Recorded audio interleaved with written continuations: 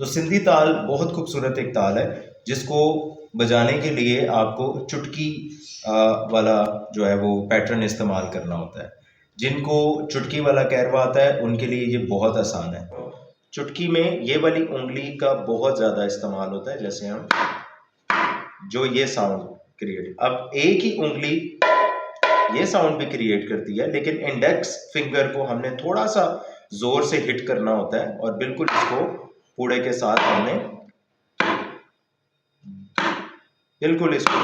साथ हमने बीट करना होता है, जिससे इसका साउंड ऐसा निकलता है।